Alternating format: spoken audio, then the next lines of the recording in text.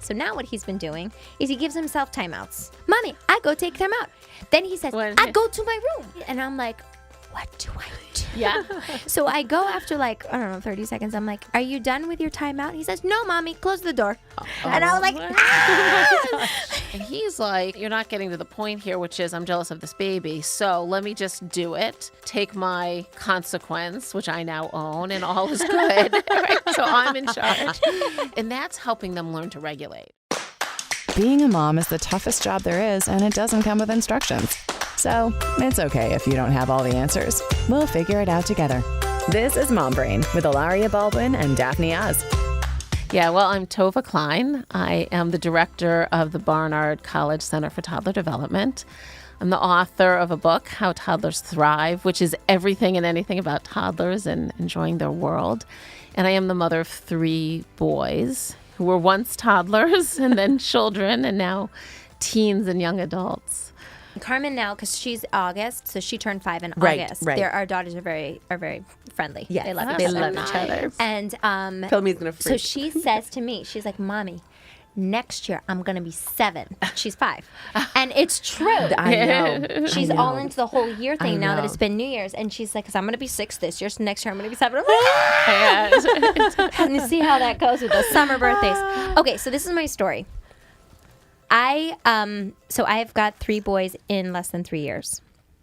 And the baby is 8 months old, so he's like not really, he doesn't count yet.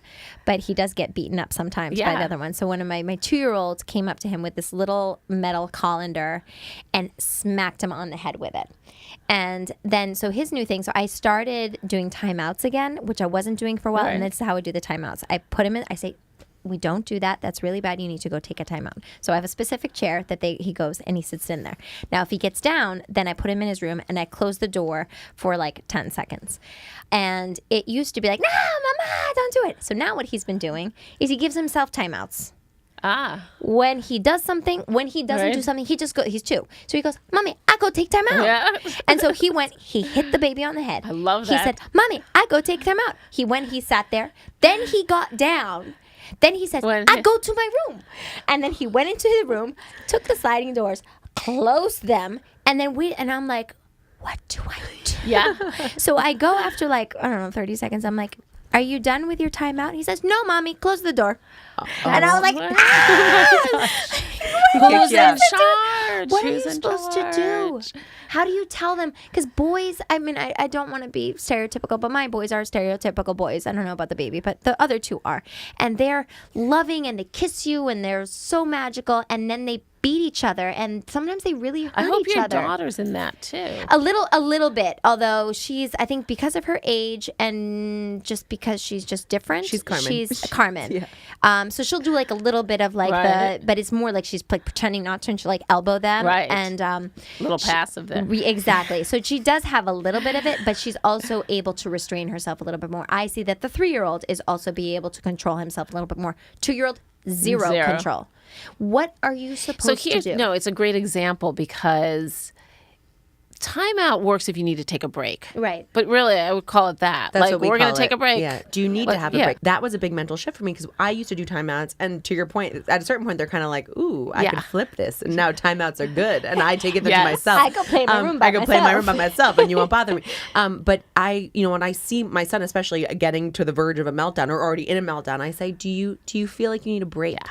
And then it's an active participation on his part, not me enforcing something top down that he doesn't want. Exactly. So this is the point that all the top-down control stuff, which we all want to do because 2-year-olds feel out of control. Right. And sometimes 3-year-olds and 4-year-olds feel out of control. All of that backfires because it only works when it works and when you're right there to enforce it. And he's like, you know what? You're not getting to the point here, which is I'm jealous of this baby. So let me just do it, take my consequence, which I now own, and all is good. Right? So I'm in charge. But sometimes children do need a break. So that's helping them learn to regulate, right? So I get so wound up or I start throwing things all over the place and I can't listen or whatever it is.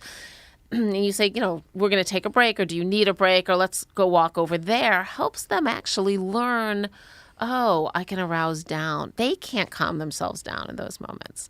But yours is trapped between a 3-year-old and an 8-month-old. Yeah. Poor thing. He never had his moment in the Yeah. sun. And he's No, being I feel very like he is in the sun. But he claims it because he is. Yeah. He is he a sounds like joyful, a middle child. passionate. He is, but you know, I have to say, so I didn't know what I was doing, and then I would give Carmen timeouts when she would do something very similar. The last Right. time I saw this behavior was with Carmen, and we had an incident where she hit Rafa, so my now 3-year-old, when he was 6 months old, over the head with a toy, and I was just like horrified because that wasn't her behavior at all. And so I made her sit down until she apologized, which took 30 minutes. Then she gets down, she apologized. She goes up to the dog, whacks the dog. Yeah. Nothing, like, nobody's getting hurt, but I was like, ah. So, and I was like, go sit in timeout. And she very willingly sat in the timeout. And she goes, sorry, Gitana. And then she gets down and then goes and hits the other dog. And then she goes on her, while my mouth is on the ground, she goes, sits down. She goes, sorry, Dama. Right. And then she gets down and she's like, what? I'm like, oh God. So then I stopped giving timeouts because I was like, this doesn't That was work. a quick study. I was recommended by somebody recently to do it again and do it in this way. So this is a new Right. thing that we're doing. So I think we all also don't know. I mean, I don't know how many parents out there are like, I'm going to try this. Yeah. Let's see what happens.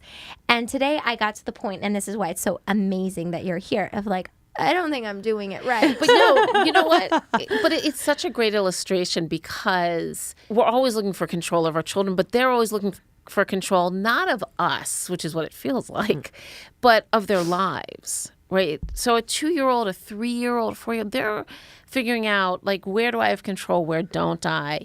And I don't really understand this world. He's only 2. He's Right, only he's been in a the world for baby, 2 yeah. years. Yeah, And your he's a 3-year-old's only baby. been here for 3 years. Yes. What he's looking for is for you to label that and say, you're not so happy with the baby right now? I'll give you a little attention. Yeah. These are attention getting. And if you live in their very mercurial and a little bit odd toddler world, then you see it as they see it.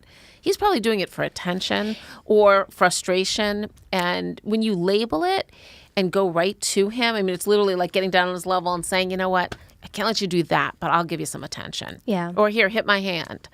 Because think of it as a long-term project. I mean, they're not going to be toddlers forever, thankfully, although it is a joyful time as well. We're raising them so they'll be decent people as they grow up, right? And certainly we're hoping that they'll be decent adults. But this is the time where it starts of who's in charge, me or you? Right. And they want to know we're in charge. So I think that's where this idea of timeouts come from.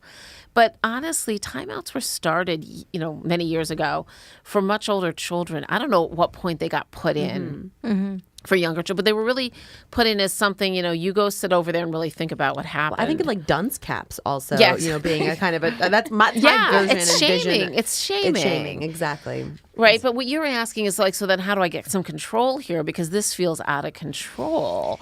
And what I would say to you is you have to go to what the emotion is, right? Is he angry? Which and sometimes it's attention. In this particular one, I don't know if it is. What you're saying is so right in some ways, but like my kids, and this is I'm seeing how wrong this is as I'm saying it, so just let me put that out there. My kids get so much. Anytime he wants me to hug him, I'm gonna hug him. When I'm here and I'm working, this is what's happening, and then the rest of the time I am with them. Except that second, Right, exactly. that he For them, sees it's you looking never at the enough. baby, right? Well, Or it's that you're home. It's a lot of emulating as well. So he was in his like little jumper thing. Rafa went to him and like squeezed his cheek. I was like, Rafa, that's a little. And it's out of like a lot of love. Of like, oh, I Right. love you so much. And I said, Rafa, that's too much. And then Leo is going to go and do exactly the same thing, except he had a colander in his hand. Yeah. So he smacked him on the head. So I don't think this one was, oh, I'm jealous of the baby in this Right. particular moment. We definitely have a little bit of that, but not. I would say not as much as one might expect. But this was definitely, well, he did this. So let me see what happens now when I do so my then you know what it version of is. that. And so then your response is, I can't let you do that. And I say that, and then the whole time. So would you say, I mean, getting to probably what, some other parents are struggling, hopefully along with me, if I'm not the only one. You're not alone. I'm not alone. do you believe that timeouts are not okay? I mean, this is not the you are bad, you Right. are this. It is that kind of take a break. I'm calling it a timeout because this person told me to say timeout. Right. But I'm just trying that. That's the Yeah, flavor yeah. that we're trying this particular, 2 weeks. You gotta try and see what works. But it doesn't seem to be working. But this is he's in the room with me, and then if he gets down, then he has to have 10 seconds. Right. You know what it does for young children? Because you're talking about a 2-year-old. So Right. when you're talking about young children, that idea of, if you're really doing it this way, timeout, you sit over here, says, I'm withdrawing my attention from you. And he feels you're withdrawing your love from me. I must be so bad that you've withdrawn your love. And that's scary to children. Yeah. He's a little baby. Yeah. And even older children, let's take a 4 or 5-year-old, when they're in these modes, I mean, the best behaved child should still be able to feel angry, frustrated, and they're going to have these behaviors that just embarrass us. Let's face it, they're not fun behaviors. When you withdraw your attention from them, it's very scary. Oh, so when I'm bad, she doesn't love me? So I have to be good. But if you go over to him and say, I can't let you do that, buddy. I got to protect the baby just like I protect you. Right. And you move him away and he gets your Those attention. conversations, and what I've noticed with Carmen and Rafa, because they'll eventually get to a point. You don't love me. Yeah. You don't like me. Yeah. And I say, I do love you, and I do like you, and I just can't let you do Right. that. Exactly. And so then immediately after, as this is happening, then Rafa takes a pencil and draws all over Right. the wall, and I'm like, ah. So I said, no, and I say it really nicely. I said, Rafa, we can't draw on the walls. You can draw on a paper, you can't draw on the walls. Then he has this it's total theatrics. Yeah. He puts his big lip out and he's like, and runs in the other room and then kind of peeks out and looks at me. And then when I look in his direction, hides his face again. I mean, he's totally doing it if I walked away, he'd be like, okay, I'm fine. And also because he's trying to figure out, so A, who's in charge? Right. And do you love me if? Right. This is their mode, not because they're trying to be good or bad, but they really fear, okay, now I've figured out I'm my own person a little bit. 2-year-olds are just figuring that out. Oh, I'm separate from you. Now, when I'm good, all is well. You're happy, I'm happy, all is well. But I've just discovered that I don't always listen to you. I don't always like you. Sometimes you tell me we can't go outside or have cookies, and I don't like you then. Or I'm mad, or I'm frustrated, or I'm jealous, whatever it is. They don't really understand those feelings. And that's always their fear. Do you still love me? If I hit you, do you still love me? Right. And so it is a version of that. I'm testing. not going to let you hit me. But yes, I always love you. See, that's even when you're hitting. Even when you're hitting. But that's super interesting because I do think kids at that age are also trying to identify the rules of the universe. Absolutely. Our oldest is 5 almost. But I grew up sort of observing all the other kids in my family. I have an enormous family, and all my aunts and uncles had their kids kind of later in life. So I got to really observe them from a slightly older kid stage. And I remember thinking and watching these kids. I guess there was a phase of parenting that happened where it was really kind of child-led parenting. Totally the kids are in child-led, charge, which is scary. Which is scary, but it was overwhelming for the adults, obviously, but it was actually even scarier from what I could see, even scarier for the kids. Right, that's what I meant because by scary. they know they don't know anything. Yeah. They know they're just testing the waters. Right. They know they're trying to figure it out. And if you give them the question I'm getting to is, I'm really curious as kids at 5 and my middle one at 3, obviously 1 not so much, but getting there, as they try to start to assert themselves and assert their independence, how much leeway can you give them where they feel like they have some agency without making them scared that they're supposed to be setting the rules, or that that you're an adult and incapable and can't give them good guidance or give them That's good a great boundaries? question. So if you think of the bigger picture, in your everyday life, you have routines. You have your rules implicit. I always call it in the water, right? It's embedded. Here's how we do bedtime routine. Here's how we do meals. You sit at a table, you eat. When you throw food, I see that you're finished. You can keep it light, but it's clear. Those are your rules. Most children like to sit in the same seat. They like mommy in the same seat, daddy in the same, everybody has their seat. You serve the food. You don't comment on what they eat. All of those routines are the rules, and they are the limits. If you have some routine for getting out the door, it helps because getting out the door is always hard. And then in between is where you can be flexible, right? So the child who asserts themselves at bedtime and says, no, I want this book tonight. You say, oh, is this we're switching books tonight. All right, great. That's their agency, and that's their. Or when you're doing clothes in the morning, and you say, oh, do you want this outfit or this outfit? And they often grab one. They're like, yeah, and that's agency. So all of those places that you're giving them leeway, and then the other place you give them a lot of room for leeway is in their play. If you set up, whether it's their bedroom or you have a living room outside, the more they're outside, the better. And you don't interfere with their play. And the less material things you have, the better. Like we all think, oh, in this consumer age, right? More. But they actually play less. But if you look around and say, let me get rid of half my toys right now and objects, they'll play more. And you don't have to tell them how to play. You don't have to show them how to, they'll build or they won't build or whatever they'll do. They'll play with their dolls or animals. And that's their freedom. And that's actually where they figure out self and that sense of agency. And then the other place that they get agency is in moving in the adult world. They love to do adult things. Young children, not when you want them to. It's like, are you going to put your clothes in the hamper? No. Brush and that's teeth asserting on your myself. own? Yeah, exactly. No. But when you do things like, you're sweeping and you give them a little broom. Right at my center, we've 1.5 to 3-year-olds, and we give them, a little dustpan, but a mini one and they love to sweep up the sand. Now, is it helpful? Not always, although some of them are quite good at it. But they feel so great. Or we're moving the teachers are moving, furniture around the room to change something up. They want to push the chairs. And at home, they do the same thing, right? You hand them a cup to put on the placemat, or, certainly for 4 and 5-year-olds, they can really, they like to match the napkins to the place settings. They can take their plates off their table, and it becomes habit, but they also feel great because they're doing what the adults do. They'll help you with laundry, right? It's like you want to throw some stuff in. There's a lot of quote unquote helping with laundry at my house. Yes. Like, I just folded that. Could you just not undo everything? Exactly. So, but they do want the rules. They're really even when they're testing, if you can keep it as light as can be, like your description of yours, looking from the other room and sort of playing peekaboo with that little smirk. If you get right on their level with them, it's funny. You're like, I know what you just did. Come on, let's do something else. That's saying to them, yeah, we can test the boundaries together, but ultimately I'm in charge. And then you pick your control battles. So right before we started rolling, Dr. Klein was telling us about her own children who are now grown up, sort of, in their teenage years, which to us feels like a million adults. miles away. And you'd said that it gets easier coming out of the toddler phase. And of course, you are the toddler whisperer, which is so heartwarming to hear that even you struggled in toddler years. We all do. What was the most challenging bit for you, or what's the sort of challenge you deal with most frequently at your center?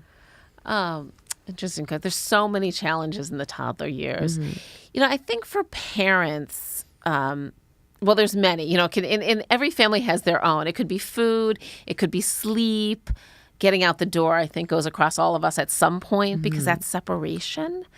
But all of this is really about separation. Your child's becoming independent, but they really want to know you're there for them, even as they test the waters of the world. But probably the hardest thing, I think, for adults to deal with, so that would be parents, that would be early childhood teachers, is aggression. And young children are very impulsive. 2-year-olds are full of impulse. And, your example of your 2-year-old whacking the infant, I mean, if that was an adult, we would lock them up probably, right? That's like, you can't go around whacking people when you're not happy with them. But young children they do it for a reason. They're very impulsive. And all the brain data shows us that part of the brain, the prefrontal cortex, is so underdeveloped. In fact, so underdeveloped that when I was writing my book, I asked a developmental neuroscience who I kept checking in with, like as I was reading the science, if I could say that part of the brain was offline at birth, because there's actually parts of the brain that come online later, which I think they're there. Wow. She said, well, no, all of that regulatory ability in the front of the brain is there, but just barely on. And then that because 2-year-olds have these huge emotions and ideas, right? Becoming independent means I know what I'm going to wear this morning, and it may not be what you want me to wear. Now we clash. Unless you say, sure, you want to wear that? More power to you. But the part that then is going to regulate those big emotions is just so underdeveloped. So much so that I also teach college students, right? Barnard and Columbia undergrads who are fabulous. But their brains aren't even fully developed yet. So what the brain data is showing us is that part of the brain that's going to be the part that brings kind of down around, calms them down, helps them handle anger, frustration, helps them learn to focus, all of those things you need to be a reasonable adult. That's how I look at it. Is barely online at birth, and then it's going to slowly develop, and it develops into the mid-20s, which is amazing. So my college students aren't fully there yet. I try to remember that, like when they, completely miss an assignment, and it's a great student, right? Or if you go back, if you say, okay, that's going to happen around 23, 24, now go backwards and think that your 2-year-old is nowhere near there. Your 5-year-old is a little better, but when she's melting down, you have to say, oh, she's far from being fully mature. And that's why they do aggressive things. But aggression is scary. It's to see children hitting, biting, kicking, pinching, just suddenly. And, sometimes you say, well, I get why she did it. She wanted the toy, or she needed attention. And other times you have no idea. You just have no idea. But I can sit at my center and watch. So we have a big observation room. We're actually a lab, research and teaching lab, and you can watch 13 toddlers interacting in their great and fun ways behind a mirror, and they don't know that that's observation.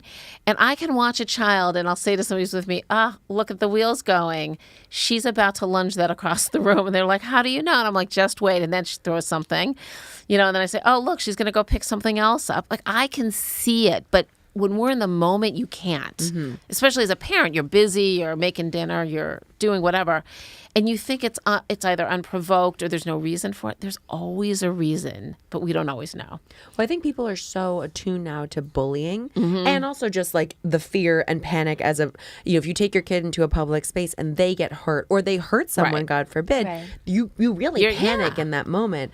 And you're embarrassed. And you're hugely embarrassed because you've raised this, wonderful child who's an angel at home, and then they get, and you understand actually in this, without the prefrontal cortex totally online, that you get into this overwhelming new environment, overwhelming new kids. This is another thing that sharing as a concept does not exist for a 2-year-old. Exactly. But we're taught as parents to try to teach that early on. Teach patience, teach moderation, regulation, sharing. What are we supposed to do with that? Yeah. and that's really, there's your challenge of the early years is right there, right? Which is we're laying a foundation. Any parent listening, the two of you, you're laying the foundation for later, but development takes a lot of time. So I'm always saying to parents, you are their regulator. So you don't want him hitting in a crowded room, and you know that a crowded room is not a good place for him. Think about whether you have to go. Right. Do you have to go to every birthday party? Probably not. Some children don't do well there. Or if you are going to be in a situation where you know it's going to be a challenge, or you just see your child getting really discombobulated, you have to go over and put your arm around them. And sometimes it's just like a stroke on the arm or a touch, and you say, I'm here. Or, you know what? This isn't working right now. Let's go over here. Look, there's some other activity. Or you remove them. You say, we're going to go for a walk. I was that parent in a restaurant often as I could feel my children melting down, or they did melt down, I felt like in a restaurant there's other people, and I can't control him from not having a hard time. I was the one who would leave. And sometimes it was just like a little walk, fresh air, come back, regroup. And sometimes it was like, okay, we're going to say goodbye to the dinner because this isn't working. And I shouldn't have brought my 2-year-old tonight. I should have known better. So it's owning it partly as a parent, but really helping the child. And the problem with trying to over-socialize them, which is how I see this early socialization, is that it backfires for a number of reasons. One is, if it's something a child really can't do or they can't do most of the time, they feel ashamed. I'm letting mommy down. I'm letting daddy down. See, we went to this restaurant again and I couldn't sit at the table. I couldn't share my toys. I don't know why I couldn't. I just couldn't. And the answer is because I'm 2. Or I'm 3 and I have a new baby at home and I don't want somebody else in my house, but I don't know that, or I don't know to say that. And they really get very ashamed, but they also stay selfish longer. Right? So if you think of the early years, they're very self-focused for the child. It's all about me, me, me, me, me in the most wonderful celebratory way. I mean, think of your children at those moments where they've just, done something that they've put a piece in a very simple puzzle and they feel like $1 million. They're like, me, me, me, me, me. But they also try lots of, they touch, they throw, they kick. But they're trying to figure out, who am I? What do I like? What don't I like? Where do I fit in? And so that's a constant exploration, but it can be a little bit of a train wreck. And that's where the parent comes in and says, this is too much. We're going to do something else, or I'm going to help you with this. So when you try to, what I consider over-socializing them or too early, they keep fighting it. No, I have to take care of me first. And they stay selfish longer. So can you force a child to share? I used to think, no, you can't force them. You can force them if you literally say, you have to give this up. But the child feels like that. I have to give this up. And I know what we all want for our children. We want them to be kind, decent, compassionate human beings. And I always say that comes later. You see signs of it when they're young. But if you really protect them to be the self-centered person in those early days, and you send them to preschool where they have to be with other people. If there's 12 children in that group, they're sharing all the time at school. Yeah. And hopefully schools don't have strict rules like you have to give that up, but they are managing in a room with 12 children. They have to follow rules. When they come home, they fall apart. And they're kind of rotten. And I say that with affection. Like, they just have to be their more self-focused self. So can we talk about, you're making so much sense to us. I think that ultimately what you're saying is that we sometimes expect too much of Way our too children. much. And I've always found with my kids that when I just kind of step back and, look at what really is going on, you can understand the reason. You can have compassion for the fact that they're just little babies. But what do you do? Okay, so outside, like when any of my kids are going through a particularly, hitting phase, I always try to run interference. If I were ever going to like a playground or something like that, I will hover, not to the point I hope that's like annoying, but just, being aware and making sure that all other children are safe as well as my child. I find that then they grow through that phase. And very, very, very rarely I find my children or other children tend to hurt other kids. Right. It's more their siblings. Right. Or the parents. But what do we do? So let's go to dinner time. Let's go to nighttime, which is like the hardest time, I think, for most parents when they're tired and they have had this long day and they're super excited and they're happy to be home and with their siblings or their parents. But then at the same time, it's a lot. And one of the things that we do in our house is we have a very particular structure, dinner time, bath time, brush teeth, pajamas, and then I do a little reward system with patches that we do of, throughout the day they're able to give each other rewards, like these just little badges of, wow, she said thank you, or wow, she did this, or wow, he did that. And then we count them out and we talk about the day. Then we have a little dance party, then we read stories, and then it's bedtime.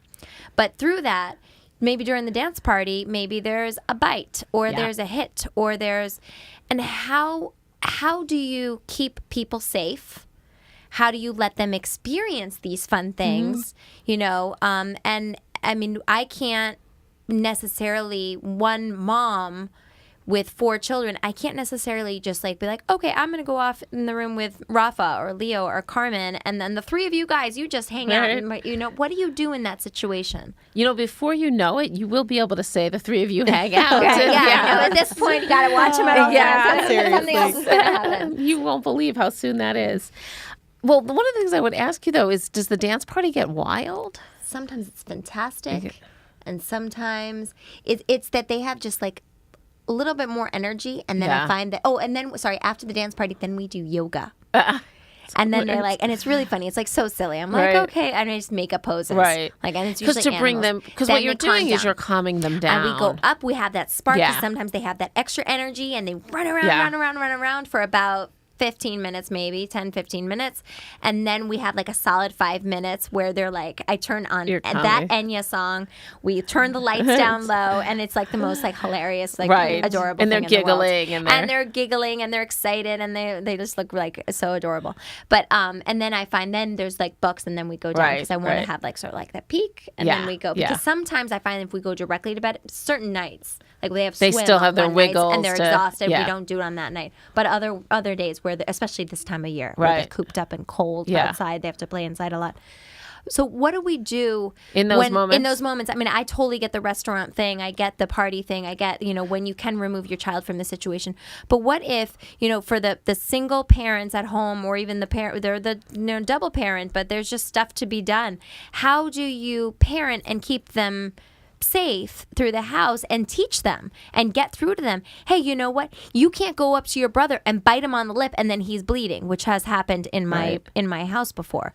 So this is what I would say about siblings. They are, I call them, I say this in my book, but I say this all the time. Siblings are truly a lab for later. Like, you can learn everything there is to know through your relationship with your siblings. And people know that if they're parents who have siblings growing up. It's lovely and wonderful, and it's cruel and rotten. It's both. It's love-hate. And that's because of jealousy, right? I mean, there's no way you could have siblings and say, oh, I was always fine when somebody else was getting the attention, or it's just not normal, right? So you love your siblings, you don't love them. And I don't mean in an adult way. We love our children all the time, even when they're driving us crazy. But for children, it's love, not love. Right? And so as a parent, you really have to step back and give them a chance to work it out. They do. And the only time, honestly, I've ever seen, I've been doing this work a long time, the only time I see siblings really go to sort of that World War III, so to speak, is when parents are too involved or intervening. But if they're getting excited, like in the dance party, and it's late at night, and they're starting to sort of decompensate a bit, plus they know they're going to have to say goodnight, then you often, if you have 4 children, one of them is going to get overly excited. And it's not about being bad. It's about getting too excited, and then the impulse comes. And so then I say it's really up to you as the adult to say, I got to bring this down, like you do with the yoga. But to put your arm around that child and say, all right, we're going to dance closer. We're going to do something closer, because they usually get them physically closer. You want the parent closer parent. to the child. we as parents are going to get closer. Move in a little bit. It's like to say, I see this dance circle that we're making. Yeah. So would you say, sorry, I want you to finish that. Would you say that anytime, like, say somebody bites another one, and you should say, so let me walk through it. Yeah. So Leo bites Rafa. I say, Leo, I can't let you bite him. I love you. Do you need a hug? Is that what I should do? Yeah, but I would say actually you could keep it more simple. You say you need to bite, here's something to bite. Right? You can always bite a teddy bear. You can bite one of my children he's just sweet by nature. Like some children are like that. Yes. Some people are like that. He went through a very hitty phase, and I would give him this teddy bear, and rather than saying like, we don't hit with it, they know you're not pleased when they hit, bite, kick. You don't do it to them. Right. They learn from us. We're their role model. You love them, nurturing, kind. They learn, oh, that's the way to be in the world. But I would give him this teddy bear, and I'd say, you need to hit, here's the teddy bear. And he one day said to me, he must have been like 3.5. He said, I hit the teddy bear because it doesn't talk, right? And he was figuring this out. Like, I didn't have to say to him over and over, we don't hit people, hands hitting or something like that. He was figuring that out, that every time he had that, like, Dead men I'm jealous don't of talk my brother. situation. What's that? It's like a dead men don't talk. Yeah, exactly. situation. And That's I was hilarious. like, yeah. I said, that's right. You can hit the teddy bear. And you can see these wheels of like, I'm getting it a little bit, that there's something I can do. But I was basically giving him a way to get it out, because, when they get that, some children are bitey, right? They just are. They're mouthy kids. That's their thing. Other kids are hitters. What you're doing in these early years is helping them regulate all that. And of course, in the moment, it doesn't feel that way. In the moment, it feels like, how dare you, or how could you, or, as I used to say, who's raising these kids? My husband would say, we are, honey. That means it's our fault. But we're regulating them, not just for this very moment when he bites, but for time eternal, right? And do I worry about 2-year-olds who bite? No, but you don't make a lot of friends when you bite. So we actually, at our center, we give them something to bite. We have these teething rings, and if one has one, they all want it. Yeah. Because they've got this, like, urge to bite down, or the hitty kids need to hit. Right. But at home with siblings, there's more leeway. I'm here to tell you, and they're around more. They're constantly around more. there. They love each other. They push each other. They play with each other. It's kind of an all of that. And you have to give them a place to do it. And I find that when you really, not say for a baby who needs protected, right? Because it's still a baby. Right. Although those younger ones tend to be He's very stronger. resilient. Tough He's going to be kids. bigger than all of them. It's interesting. Rafa is going to be smaller than Leo. You can just tell. And then Romeo, the baby, Is gonna be the he's biggest. a giant. He's a little He's tank. already in like Hilarious. 2-year-old Yeah. clothes, So and he's true. 8 months old. He's a giant baby. I grew up in a family like that. I have a brother who's 6'5". I'm 5'3". You know, he's my younger brother. But I mean, my mother used to say, "Oh, Be nice to do him whatever now." you want because he's going to be bigger than both Yeah, of you." And I exactly. It's remember nature thinking, taking like, care. how does she know that? Well, it was so obvious if you were an adult. But siblings really, you know, you want them to be bonded for life. We want our children to have us long after we're here, but also you want them to have each other's back. Right. I mean, I can tell you a funny story. Last year I was inducted into my high school Hall of Fame, and it was like one of the biggest honors. It's exciting. There were 9 of us, and 2 of them are NFL players. Okay, so they're there. These 2 big guys. One had just won a Super Bowl ring. Wow. And his brother. They were both in playoffs last weekend, so we're like watching, looking. Okay, so we go to give our like speeches. Where'd you go to high school? I grew up in Cleveland. Cleveland, man. There is something in the water out Something there. in the water. Yes, we're proud.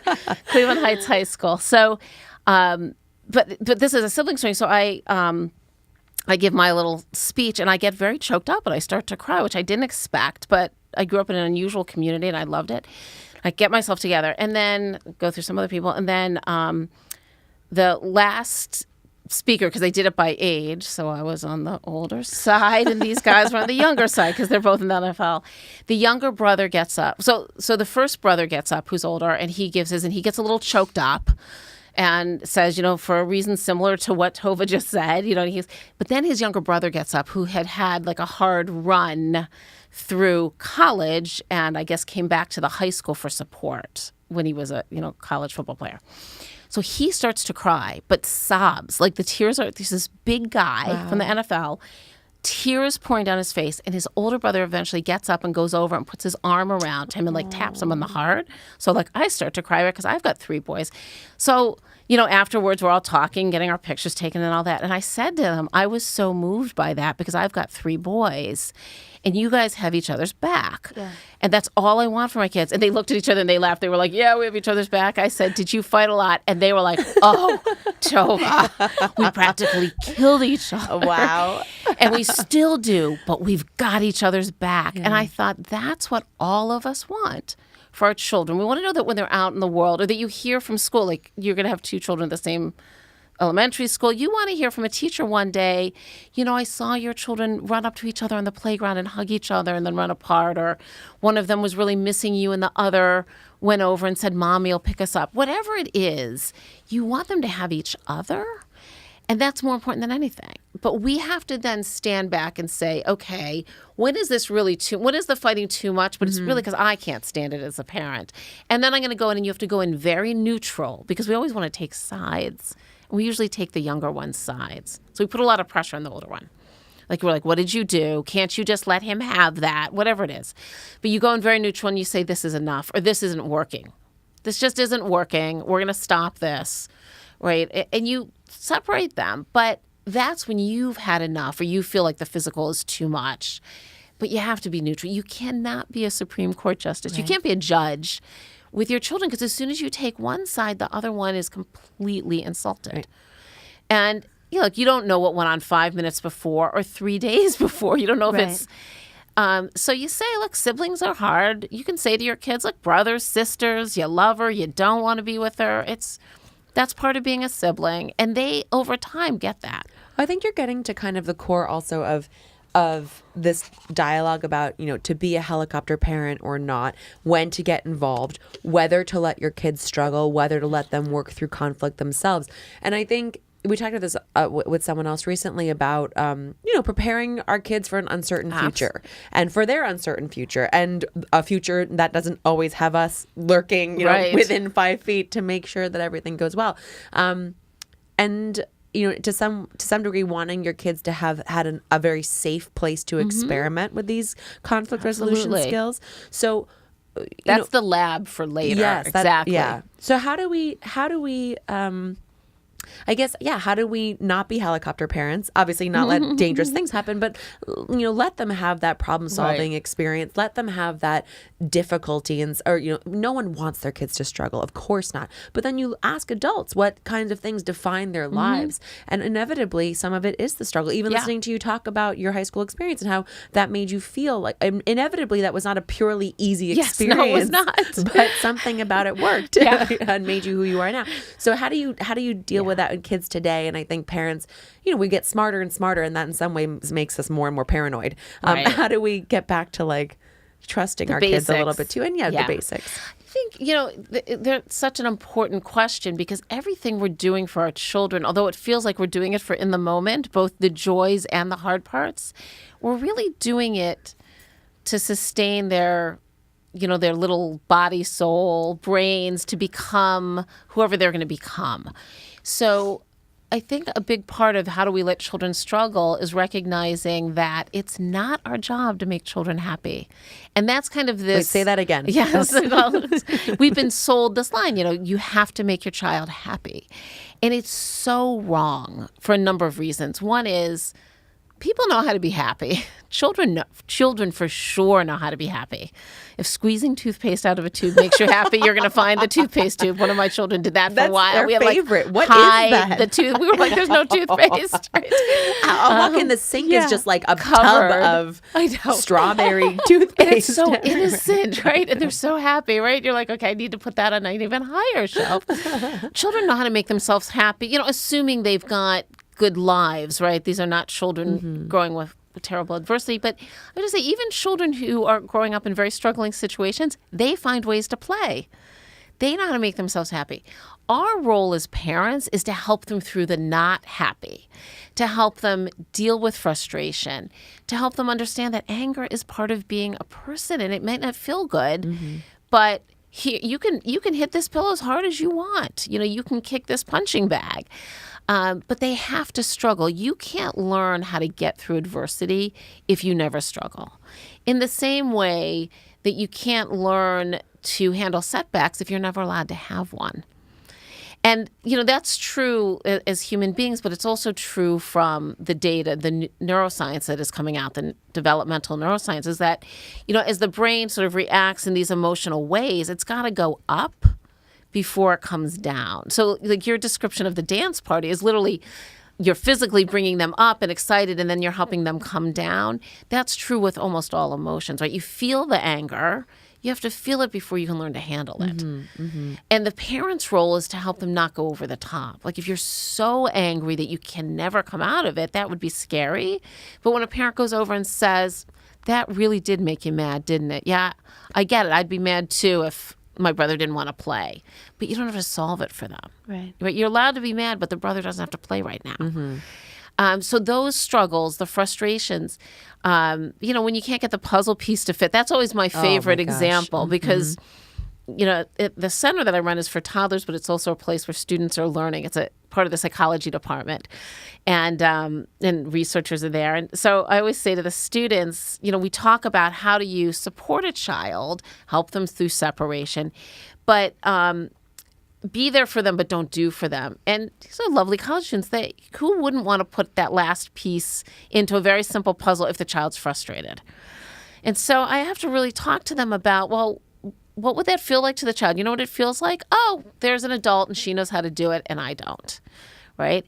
But if you let them struggle, sometimes they walk away. Maybe they walk away and say, forget this puzzle. And parents then worry, she'll never persist at anything. I say, no, she just doesn't want to do the puzzle right now. And maybe they come back an hour later, or maybe they come back a week later. It doesn't matter. But when they get that piece in and nobody has said, do it this way, but they put it in, there is such a sense of satisfaction on that child's face. They don't even need the adults.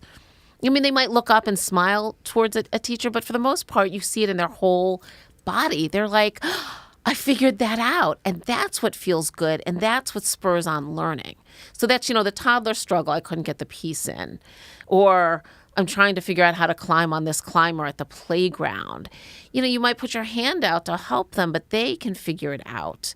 Or maybe they don't figure, maybe they say, oh, that's too scary. I'm going to walk away. But when we give them the respect that I'm going to help you through the struggle, as opposed to I'm going to take the struggle away, they feel great when they get it. But we have to help them. It's always like you're saying, this moderation of how much frustration is okay. And that's a question to ask yourself, because a lot of us as parents don't like to see our children upset in any way. The other piece I would add to that is we don't like our children to be upset with us. So some of it's distressing, particularly for our firstborns, who we want the world to be perfect for. We let our secondborns struggle more, I think, and our latterborns, and they're more resilient because of it, right? But often we don't want our children to be mad at us. And the way to put up a limit is to know that your child's not going to be happy with you. When you say, actually, no, we're not having cookies right now, and they get mad, they're mad at you because you're the bad person. And you have to really think about, well, what does that feel like when my child's not happy with me? Which is part of being a parent. Right. And that's a hard part of being a parent. Everybody's happier when their child's happy with them or when the day's gone well. Who wouldn't want that? I would like that every day too. You want perfect happiness all the time. I have to ask you a question about, my aunt sent me this YouTube video about, have you heard of these forest kindergartens in Denmark? Yes. Okay, can we talk about these? Yes. Okay, so just if you guys are listening at home don't know about this, Hilaria, I don't know if you've seen these. know. Okay, it was the craziest video. You can Google forest kindergartens Denmark and you'll find these videos. They're like 4 and 5-year-old kids. It's kindergartens and probably older years also, held in literal forests. Like your kids are climbing 40-foot trees. They are digging through the mud. They're picking up grubs. They're wading into ice baths. I mean, in one way, it's so wonderfully animal and and like primitive in the sense of it's engaging all the sort of old human things of like, let's explore our environment, let's physically interact with our environment, let's be out in nature, that tests us in all these ways. But as a parent, it's terrifying. You're like, oh my gosh, who's watching my kids? What do you make of that? And do you think it's good for human development to be that sort of this is really the question you're asking about is about risk. Yeah. And if you take that from its extreme, and those children who you're seeing in this video, they were just doing extreme things, but they've built up to it, right? They didn't say go in the forest and climb a tree. They've Here's a knife. built up to exactly. have fun. Yes. But I actually visited one of the forest schools in Wales a couple of years ago, and one of the things they work with fire as well. So they really. It's partly a philosophy about nature, but also being able to handle the elements and to interact with the elements. And I took a couple of things from it. One was, in Wales, it rains like all the time, right? And so it was indoor, outdoor. They had indoor space and outdoor space. So it wasn't completely this model of outside all the time. And the children had like boots and little raincoats by the door. And they had a nice play area outside, which was basically mud because it rains all the time. Or it certainly did when I was there. They would just, when they wanted to go back out, they would put their boots on and go out, and the rain didn't bother them, and they were playing out there. And then we saw them doing roasting marshmallows. And they were 3 and 4-year-olds, and they all had their raincoats on because it was misting. And they had the sticks. I didn't actually see them whittling the sticks, but they had whittled the sticks with knives. But they spent the first, I don't know how many months of the year working on issues of safety with knives and fire. And that's the part that people miss, that you set it up so that children feel comfortable in this. And so we saw the children, once they had already whittled their sticks, and they felt very good about it. And they were sitting around this fire, and there were adults there. And then the teachers would say, who's ready to roast their marshmallow? And they would walk over to this open fire, and they would roast their marshmallow. And and then it was this whole science thing because, look at what gets burned and what doesn't. But the teachers said, we've been working on fire for the last 3 months, and it's only this week that we've actually built the fire. And so it's this very gradual. And they walked over, and they did, and nobody hovered over them. Right. And no child got anywhere near danger. But all of us from America were like, whoa. Don't you love that responsibility though? Totally. Because I do worry sometimes that we overprescribe kids' lives and try to keep them away We from way danger all the time. overprescribe them. And these kids, you just see how much more they're capable of than we think. And they have at lower these- rates of things like anxiety and ADHD because and probably injury as and well. injury is very low. It's a great that's a great comment. Injury is low children don't do things they're not capable of doing. They really don't, except a few daredevil outlier, but they're really rare. I visited schools in China a couple of years ago, and I'm going back to do a conference there called Anji Play. And so here we are in China. You think, oh, restrictive. And, if you have friends who are from China, it's pretty restrictive schooling. Yeah. This is all open play, and it is risk-taking like you've never seen. And they have the same injury rate as the typical preschool does. Right. The children are climbing on the top of things and jumping off, but always they've already laid out their mats. And I asked the question, I said, do the teachers put the mats on them? They said, no, the children do, because the children figure out what they can do and what they need to jump onto. Right. And also, if they're going to jump higher, maybe they need more than one mat, and they do it together. And they help each other. It was the most inspiring week for me. I don't know how you grew up, Daphne, but I grew up a little bit more like that. My parents were very lenient, and they would always say to me, do you trust your body with what you're doing? Are you listening to your body? Yeah. And I do think that that's why I went on to become a gymnast and a dancer and a yoga instructor. And I love, I love climbing things. I will say, oh, could I do that? Yeah. Oh, could I do that? And it's interesting between Alec and me and seeing our parenting, because he's like, oh, no, they need to get down from there. And I'm like, they're okay. Yeah. It's okay. And it's and my brother was parented very similarly. I mean, you just like, okay, I get that. And then if they're making me a little bit nervous, if it's too much, I'm like, you know what? That makes me nervous because of X, Y, and Z. And then we'll have a conversation about it. But teaching our kids, and this, to be honest, when I teach people to reconnect with their bodies in yoga practice, this is what I'm fighting against. Yeah. I'm fighting against the kid that was taught from when they're little, like, oh, be careful, don't do that, don't do that, don't do that. And then they go on and they're like, okay, well, if I sit in a desk all day, nothing bad is going to happen to me. Whereas then they're afraid to take risks. They're afraid to do a handstand. They're afraid to do all these things. But if you look at little kids, they are naturally inclined to do this. Yeah. I mean, one of the first little baby toddler thing is they almost go into a downward facing dog thing, and we get them too far away from that. And the more you have children involved in instructive, structured activities, the more they do become, I think, afraid, but also what's the right way to do this, right? So if you're instructing children, here's how you run, and here's how you climb these structures, and it's all in structured activities, then they're always oriented towards what's the right way, as opposed to how do I figure out what my body can do. It's performance, not awareness of awareness of body and what can I do. And look, every child, if you want to watch something interesting, it's at the playground, or I see it at my center, is watch one climbing thing and watch every child go up that climbing thing. They all do it differently, but they all succeed, the ones who want to get to the top, and they do. But they move their bodies differently. They approach it differently. It's amazing. You're like, is that child going to really be able to wiggle their way up? And they do. But they need the experience. They need that openness. It's why playgrounds and just parks and forests and hikes are so important. I mean, yes, it connects children to nature, which is also important. But they can then feel the elements. They can be outside. We take our program outside in the spring, mainly because we don't have our own outdoor space. So we go to a local, very small playground, and we're out rain or shine. We always tell this to the parents, not if it's lightning, although that's rare in May and June, fortunately, or if it's a total downpour, although we have ended up out there. But we have umbrellas for the kids, and we say just dress them. And if there's puddles, oh, they're thrilled. They're thrilled, right? And they'll spend their 2 hours outside in the mud, in the puddles, and the ones who don't want that will go into the wet sand, right? And the ones who don't want the wet sand will go on the swings. But they're figuring out what to do. They're not afraid of the elements. That was one of the things I picked up in Wales. I was like, those children don't even know that there's weather or elements. They probably don't have a word for it. Right. It's raining, you put your boots on. Right.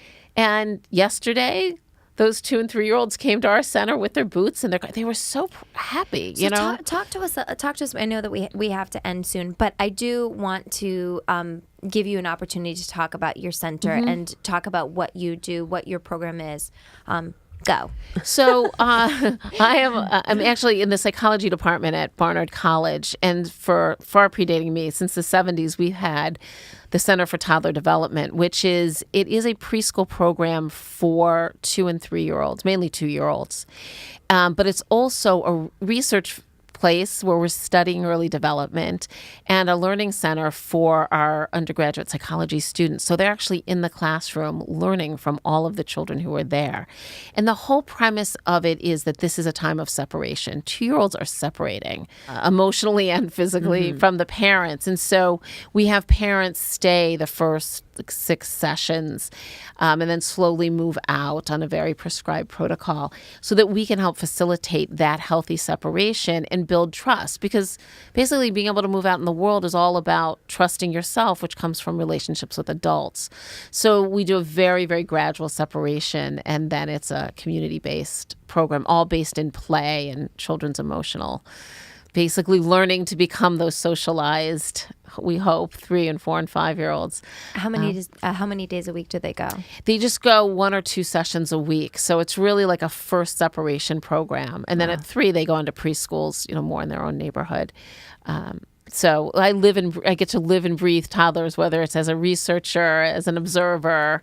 So fun. Yeah, it's fun and it's interesting. And every year the children are, we have 52 children a year. Oh, wow. Not all at once. We have 4 groups, and it's fascinating. It's just fascinating to watch young children become who they are, and I would say in spite of what we as parents may wish for them. Really fast, because there are so many parents.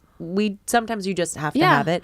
Is there a show or is there a game that you actually are okay with? Look, I think there's lots of good. When I was raising my children, I hope people listening still let their children watch Sesame Street. I still think is the greatest. I would say my greatest credential probably is that I used to be an advisor to Sesame Street. It's like my biggest honor, right? Amazing. But I think there's lots of good children's shows, and parents worry so much. If you're the one curating it, then there's lots of good shows out there. What about the amount of time they should watch? That's a bigger issue. Yeah. I think it's 2 things. It's one, the amount of time. Children engage in the world in 3 dimensions, and screens are not 3 dimensions, but that doesn't mean they can't have them ever. It's really for parents to be mindful. When am I giving this to my child and why? Yeah. Is it for downtime because everybody's just come home? Great. Are you trying to make dinner and it's a great distraction? Great. But am I doing this to pacify them and keep them quiet all the time? That's a problem, right? If they can't sit at a table at the restaurant, don't go. You don't have to give them the phone. That's the one that I don't then to do. be mindful of yourself. The biggest concern I think I have is parents' use of technology, because children, when you're with them, need you there. Yeah. They don't need you hovering, but they need, they look up just for a moment. And I see this all the time. They look up and the parent's on their cell phone or whatever, and the parent doesn't just give them a smile, and you see that child just feel deflated, right? They just need a little check-in. And we get distracted. Let's face it. None of us can do well with a phone in our hand. Right. That No, we just very can't. true. Very We're too true. distracted. Tell our audience where they can follow you, find more out about you, and buy your book, of course. They can follow me on Facebook at How Toddlers Thrive, where I post various articles about parents, about children, about schooling, or at my website, howtoddlersthrive.com, and you can sign up for an e-newsletter, which has practical tips and advice. And my book, How Toddlers Thrive, is available really anywhere books are sold.